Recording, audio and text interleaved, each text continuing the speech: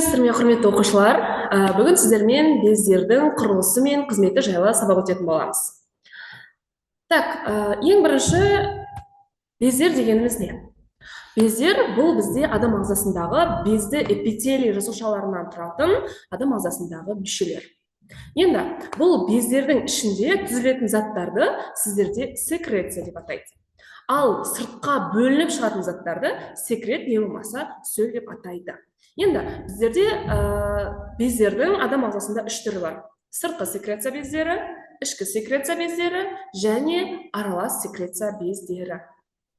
Сыртқы секреция бездерінің екінші атауы ол бізде экзокринді бездер деп аталады. Ал ішкі секреция бездерінің екінші атауы эндокринді бездер деп аталады. Сонда экзо дегеніміз сыртқа, эндо дегеніміз ішке деген мағынаны білдіретін болып тұр.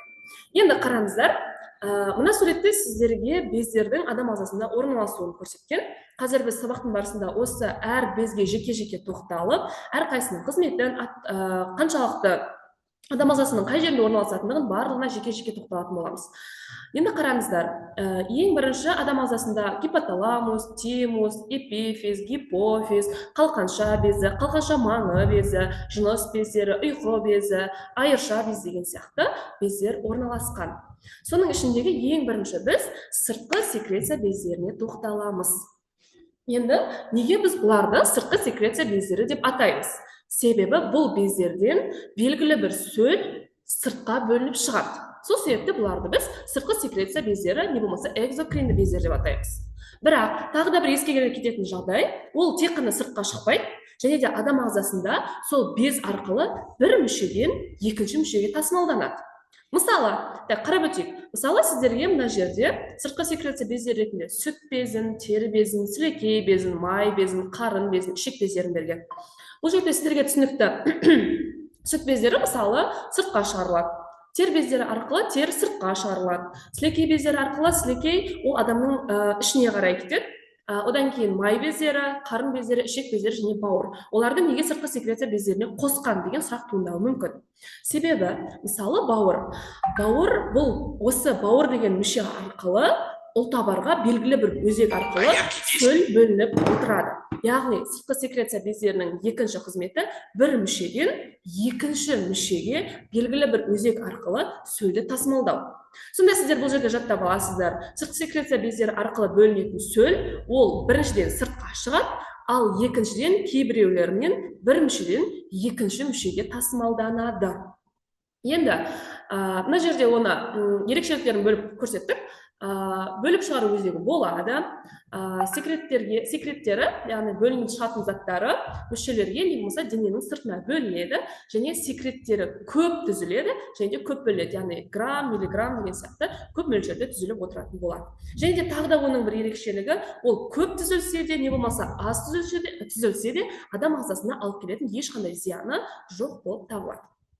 Енді келесі ол бізде ішкі секреция бездері.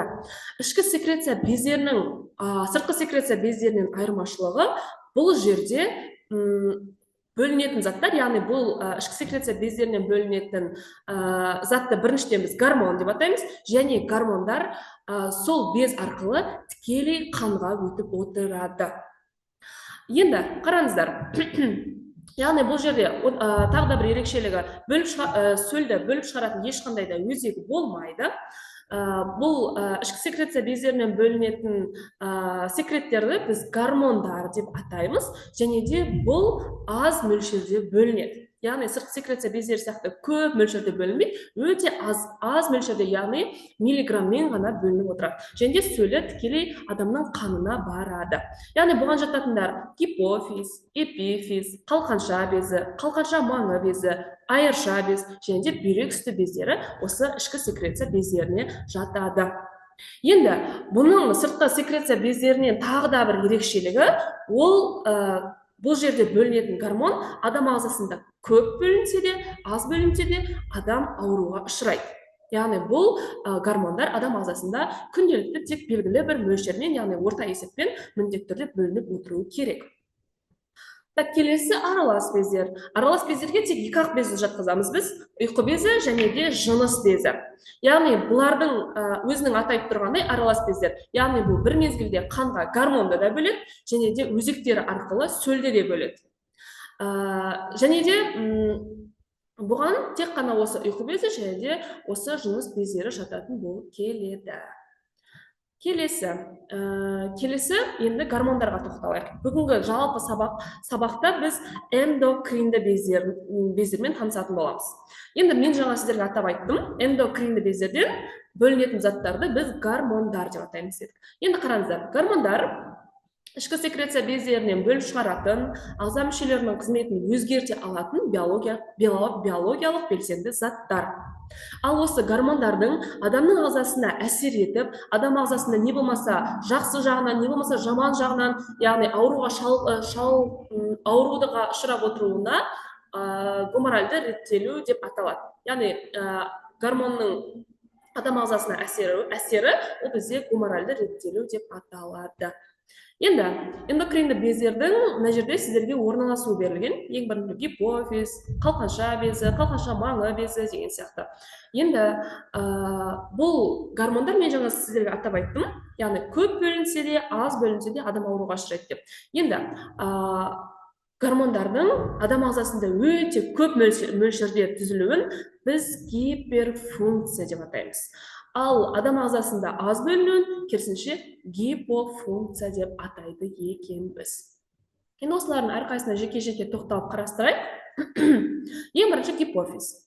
Гипофиз ол бізде аралық мида орналасқан, және де бұл гипофиз адам ағзасындағы ең маңызды без. Неге? Себебі қалған бездердің барлығынан тек қана бір ғана гормон бөлінсе, ал гипофиз безінен 25 түрлі гормон бөлінеді екен. Және бұл 25 түрлі гормон арқылы адамның қалған жаңағы қалқанша безі, қалқанша маңы безі деп айттық, сол бездердің гормондарын басқарып отырады екен, тек қана ұйқы безінен басқа. Ұйқы безі ғана осы гипофизге бағынбайды. Енді сіздерде тестте келетін нәрсе қанша түрлі гормон бөлінеді, және де оның ең басты гормоны қандай? Бұның ең басты гормоны ол бізде соматотропин гормоны. Қазір оған қайта келеміз. Гипофиз безі. Енді гипофиз безінің сіздерде салмағы не болмаса пішіні сіздерді тестте келеді. Яғни бұл гипофиз безінің пішіні үрме бұршақ тәрізді болып келген. Ересектерде оның салмағы 0,5-0,65 граммды құрайды екен. Так, атап айтқанымыздай, одан бөлінетін гормон ол бізде соматотропин, яғни өсу гормоны деп аталады. Енді сіздерде тестте келетін ең басты нәрсе, әрбір гормонды береді, және де оның гипофункциясын көрсетіңіз, гиперфункциясын көрсетіңіз деген сияқты сұрақтармен келеді. Енді соматотропин гормоны, өсу гормоны, егер де ол жеткіліксіз жағдайда болса, яғни оның гипофункциясы кезінде адамда ергежейлілік ауруы, яғни бойы қысқа, яғни кішкентай адамның бойы өспей, адамның ағзасына әсер етеді екен. Ал егер соматотропин гормоны керісінше адам ағзасында өте көп мөлшерде бөлінетін болса, онда керісінше жаңағыдай гиперфункциясы кезінде адамдар алыптық ауруына ұшырайды. Қараңыздар, мына жерде суретте сіздерге жаңағы ергежейлілік ауруымен және алыптық ауруымен ауыратын адамдардың суреттері көрсетілген. Енді тағы да бір айтатын нәрсе, соматотропин гормоны ересек адамдарда тағы да бір жаңағыдай көп бөлінген кезде, гиперфункциясы кезінде алыптық ауруынан басқа акромегалия ауруымен де ауруы мүмкін екен. Енді акромегалия ауруы дегеніміз не? Ол адамдардың именно саусақ сүйектері, аяғы және де бет сүйектерінің ұзарып өсу ауруын бізде акромегалия деп атайды. Сонда қараңыздар, мына суретте сіздерге адамның жағының ұзарып өскендігін көрсеткен, яғни осы акромегалия ауруымен ауыратын адам болады екен. Келесі без ол бізде қалқанша безі. Қалқанша безінен бөлінетін гормон ол бізде тироксин гормоны. Мән беріп қарасаңыздар, жаңағыдай бұл жерде 25 түрлі гормон деген нәрсе жоқ, тек қана қалқанша безінен бір-ақ түрлі гормон бөлінеді, ол бізде тироксин гормоны. Енді бұл адам ағзасындағы тироксин гормонының гиперфункциясы мен гипофункциясы адамның өзінің тәулігіне қабылдаған йодтың мөлшеріне тікелей байланысты болады екен. Яғни сіз йодты шамадан тыс көп пайдалансаңыз, сізде гипофункция, ал өте аз пайдалансаңыз, гипофункция ауруына ұшырайсыздар. Енді сіздер йодты кәдімгідей обычно йодты алып ішпейсіздер. Ол жерде йод адамға тікелей жаңағы мысалы тұз арқылы, яғни көптеген тамақтар арқылы адамның ағзасына еніп отырады.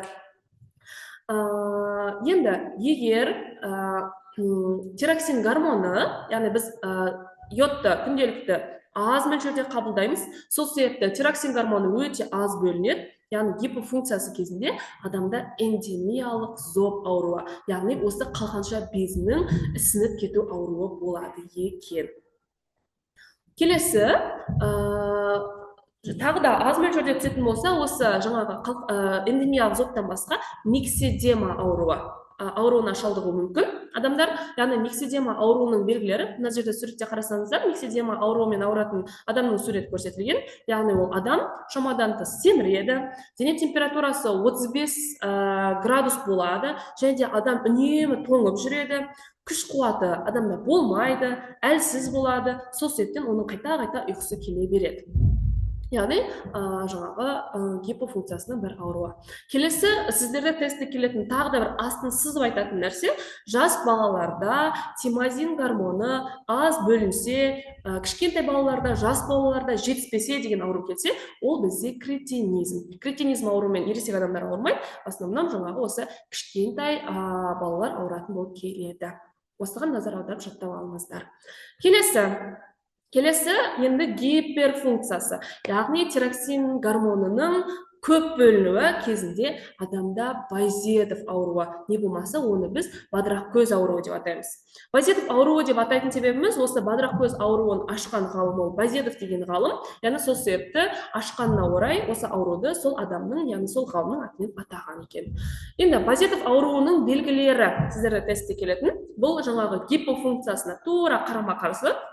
Яғни бұның жүйке жүйесі шектен тыс қозады, яғни адам өте қатты ашуланшақ болады, яғни ашуланып, үнемі стрессте жаңағыдай жүргендіктен оның жүрегі жиі соғады, соққандықтан оның тыныс алуы жиілейді, дене температурасы үнемі 37-38 градуста жүреді. Бағана біз гипофункциясы кезінде ұйқысы келе береді, әлсіз болады деп, ал гиперфункциясы кезінде керісінше, яғни адамның мүлде ұйқысы келмейді. Сол ұйықтамағандықтан, көп тамақ жемегендіктен ол шамадан тыс қатты арықтайды.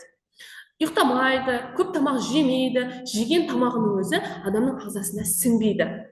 Сол себептен ол қатты арықтап кетеді. Арықтап кеткені соншама, мына жақтағы бетіндегі бұлшықеттерінің барлығы қалмай, барлығы кетіп, оның орнына тек қана сүйекке мына біздің теріміз жабысып қалады. Сол себептен адамның көзі алдыға қарай кішкене шығып, жаңағыдай көзі өте үлкен болып көрінеді. Жүрегі және де басқа мүшелері жаңағыдай тез ауырғыш, яғни жаңағыдай иммунитеті өте нашар болып келеді екен. Келесі ол бізде қалқанша маңы безі. Енді қалқанша маңы безі деп өзінің атайтып тұрғандай, бұл тура жаңағы біздің қалқанша безінің жанында орналасады екен. Яғни астында 2, үстінде 2, жалпы қалқанша маңы безінің саны ол 4. Енді қалқанша маңы безінің қызметі ол бізде адамның сүйегіндегі фосфор мен кальцийдің мөлшерін реттеп отырады екен. Мысалы, жаңағыдай сүйек аурулары кезінде кальций жетіспейді екен, кальций төмен болғандықтан тістері сынғыш болып кетті деген нәрселерді айтады ғой. Соның барлығын адамның ағзасында реттеп отыратын осы қалқанша маңы безі екен. Енді қалқанша маңы безінен бөлінетін гормонды біз парагормон деп атаймыз. Енді парагормонның гипофункциясы, яғни жетіспеушілігі кезінде адамның жаңағыдай денесінде кальцийдің деңгейі қатты азаяды. Сөйтеді да жаңағы кальцийдің орнын фосфор басып алады да, кальций азайып, керісінше фосфор көбейіп кетеді. Орталық жүйке жүйесінің қоздырғышы жоғарылайды дейді. Бұлшықеттері сіресіп қалады деген сөз, бұлшықеттер жаңағыдай жиырылып қатып қалады дегенді білдіреді. Тістері сынғыш болады, және де тестте келетін нәрсе, тістерінде бор сияқты дақтар түзіледі. Яғни бұл бізде парагормонның жеткіліксіздігі кезінде. Ал егерде парагормон керісінше көбейіп кеткен кезде, бұл кезде кальцийдің деңгейі одан да қатты мүлдем азайып кетеді екен. Яғни ол кезде тек қана тісіне жаңағыдай мор сияқты заттар жиналып тісі сынғыш қана болып қалмайды, ол кезде адамның енді сүйегі қисайып кетеді, сүйегі сынғыш болады, яғни тамырлары, бауыры, бүйрегі жаңағыдай кальцийді миға жинақтап алады екен. Яғни кальций бізде қалыпты жағдайда сүйекте жинақталу керек қой, ал бұл парат гормон артық бөлінген кезде, яғни кальцийдің артық мөлшерінің барлығы бауырға, бүйрекке және де миға жиналып, жаңағыдай өзінің зақымын келтіреді екен. Келесі ол бізде айырша без. Айырша бездің екінші аты ол бізде тимус деп аталады.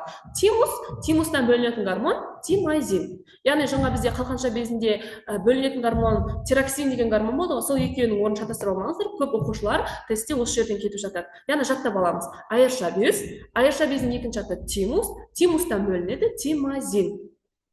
Енді тимазин гормоны жетіспесе не болады? Жетіспеседен бұрын біз бірін айтайық, біз одан бірінші айтып кетейік, тимазин гормонының адам ағзасына қажеттілігі, яғни оның атқаратын қызметі неде? Тимазин гормоны адамның иммунитетін реттеп отырады. Яғни бұл сіздерді тестте в основном былай келеді, адамның балалық шағында ірі болатын, яғни 30 грамм, ал кейін жыныстық жетілгеннен кейін ол кішірейіп кететін безді атаңыз дейді. Яғни ол бізде айырша без. Неге? Ол адам өскеннен кейін, яғни жыныстық жетілуі орындалғаннан кейін, неге ол бездің жаңағыдай көлемі кішірейіп кетеді, салмағы кішірейіп кетеді? Себебі адам кішкентай балаға оған иммунитет әлі қалыптасу керек. Ал бала уже жыныстық жетілуден өткеннен кейін оның иммунитеті толық қалыптасып кетеді. Яғни сол себептен ол өзінің қызметін атқарып болғандықтан жартылай көп бөлігін атқарып кеткендіктен оның жаңағыдай көлемі кішірейеді, салмағы 20 граммға дейін түсіп, тек қана адам жаңағыдай ауырған кезде деген сияқты, яғни қажеттілік туындаған кезде ғана жаңағыдай адамның иммунитетін қайта қалпына келтіріп отыруға көмектеседі екен. Енді сәйкесінше жаңағыдай егер адамның жаңағыдай қанына, яғни тимазин гормоны жетіспесе, адамның иммунитеті төмендеп кетеді. Сол себепті адамның иммунитеті төмендегендіктен адамның жаңағыдай көк бауырының мөлшері кішірейіп кетеді екен. Қандағы лимфоцит жасушалары азайып, антиденелер түзілмей қалады. Так, антидене дегенді сіздер білесіздер. Антидене дегеніміз жаңағы иммунитеттің бір түрі. Яғни осы, тимазин гормоны жетіспесе, ал көп бөлінсе деген нәрсе жоқ. Яғни көп бөлінсе иммунитеті адамның қалыпты тұра береді. Яғни бұның гиперфункциясы болмайды екен. Келесі ол бізде бүйрек үсті бездері. Бүйрек үсті бездері, мына жерде суреттен қараңыздар, тура екі бүйректің екі жағында, мынау сарымен көрсетілген және мынау сарымен көрсетілген, осылар бүйрек үсті бездері. Яғни бүйректің жоғарғы ұшында орналасқан жоқ эндокринді бездер. Яғни сіздерде тестте в основном келетін оның қабаттары сұралады. Яғни ол қай жерде орналасқан ең бірінші, және де оның қабаттарын атаңыз. Яғни олар мынау жаңағы бүйрек үсті бездері екі қабаттан тұрады. Ең бірінші сырты, яғни сыртқы қыртысты қабат және де ішкі ми қабаты. Яғни бұл сіздер бүйректің құрылысын білсеңіздер, бүйрекпен екеуінің жаңағыдай құрылысы бірдей. Яғни қабаттары бірдей. Мысалы, сіздерден егер де тесттен бүйректің қабаттарын атаңыз десе де сіздер сыртқы қыртысты қабат, ішкі ми қабаты деп белгілейсіздер. Ал бүйрек үсті бездері кім сұраса, тура дәл солай белгілейсіздер. Шатастырып алмаңыздар. Так, енді келесі осы бүйрек үсті бездерінен бөлінетін гормондарды бізде кортикоид деп атайды. Және ол кортикоидтардың екі түрі болады. Минералокортикоидтар және глюкокортикоидтар. Екеуінің разницасы атқаратын қызметіне байланысты бөлінеді. Минералокортикоидтар дегеніміз өзінің аты айтып тұрғандай, адамның ағзасындағы минералды заттарды реттеп отырады. Яғни минерал заттар деп айтып отырған тұз, су бар ғой адам ағзасындағы, соның мөлшерін реттеп отырады. Ал глюкокортикоидтың қызметі яғни глюко деген нәрседен естеріңізге не түседі? Глюкоза түседі, яғни органикалық заттар түседі. Яғни біздің кез келген ағзамызға түскен глюкоза, нәруыздар, не болмаса майлар барлығының артық мөлшерлері бауырға жинақталып, яғни барлығынан глюкоза түзіліп отырады ғой. Яғни тура соның қызметін осы глюкокортикоид атқарады. Яғни тағамның құрамындағы нәруыздардың көмірсуларға, яғни глюкозаға айналуын қамтамасыз етіп отыратын осы глюкокортикоидтар екен. Енді осы жаңағы кортикоидтардан басқа бүйрек үсті безінен бөлінетін, өздеріңіз білетін адреналин гормоны бөлінеді. Адреналин гормоны барлығыңыз білесіздер, кішкентай сынып оқушылары да біледі. Яғни адреналин гормоны адамда жаңағыдай қорқу кезінде, жаңағыдай адамның денесінде белгілі бір процестер кезінде түзілетін гормон, яғни күйзелісті жағдайда не болмаса түзілетін гормон, яғни адреналин гормоны. Яғни бұл адреналин гормоны бұл жаңағыдай адамның қанында қанттың мөлшерін арттырып отырады. Жүректің жаңағыдай адреналин бөлінген кезде адамның жүрегі тез соғады ғой, яғни жүректің жиырылуын жиілетеді, бұлшықеттерінің жұмысын күшейтеді, бауырдағы қордағы глюкозаны бөледі. Яғни мысалы адреналин гормоны қандай кезде бөлінеді? Мысалы сіздерде бір көшеде бір ит шығып, сіздерді иттен қашқан кезде, яғни адамда жаңағыдай қорқыныш сезімі туындаған кезде адамдарда адреналин гормоны бөлінеді. Яғни иттен қашып бара жатқан кезде сіздерде не болады? Сіздердің жүректеріңіз тез соғады, жаңағыдай тыныс алуларыңыз жиілейді, бұлшықеттеріңіздің жұмысы күшейеді, яғни тез қозғала бастайды. Яғни осылардың барлығын атқарып отыратын адреналин гормоны екен. Және адреналин гормонының тағы бір қызметі, адам жарақат алған кезде қан тамырларды тарылтып, яғни қанның жаңағыдай ұйып, қанның көп ақпауына, жаңағыдай қанның тез тоқтауына жаңағыдай қызмет атқарады екен. Енді сіздердің ерекше нәрсе, ол қызықты ақпарат, жүрегі тоқтап қалған адамдарға дейді, яғни адам былай айтқанда жаңадан өлген адамдарға қайта тірілту үшін, яғни оның жүрегін қайта соқтыру үшін осы адреналин гормонын жасанды түрде егеді екен. Яғни сол кезде жаңағыдай ол барлық мүшелердің қызметін тез қалыпқа келтіріп, яғни адам кейбір жағдайларда жаңағыдай оянып жүрегі қайта соғуы мүмкін деп қараймыз. Келесі енді біздің қарайтынымыз ол бізде аралас бездер. Мынаның барлығы біздің қазіргі айтқандарымыздың барлығы бұл эндокринді бездер. Яғни барлығынан белгілі бір гормон бөлінді, гиперфункциясы кезінде ауруға ұшырайды, гипофункциясы аз болса да ауруға ұшырайды. Яғни бұл жерде тек қана гормон бөлінетін еді. Енді бізде аралас бездер. Аралас бездерге мен жаңа сіздерге айтқандай, екі-ақ гормон жатады. Яғни ұйқы безі жатады және де жыныс безі жатады. Ұйқы безі, мен жаңа сіздерге сабақтың басында айтып кеттім, ерекше без. Неге? Себебі ол именно жаңағы мына жерде көрсеткенімдей гипофизға бағынбайды. Гипофиздан бөлінетін 25 түрлі гормонға мүлдем бағынбайды, яғни өзі ерекше без. Неге? Себебі енді аралас бездерге мен жаңа сіздерге айттым, яғни бұларда сөл де бөліну керек және гормон да бөліну керек деп. Енді бұларда бөлінеді инсулин гормоны бөлінеді, және де бөлінеді инсулин және де глюкагон гормондары бөлінеді, және де бұл жерден бөлінетін не?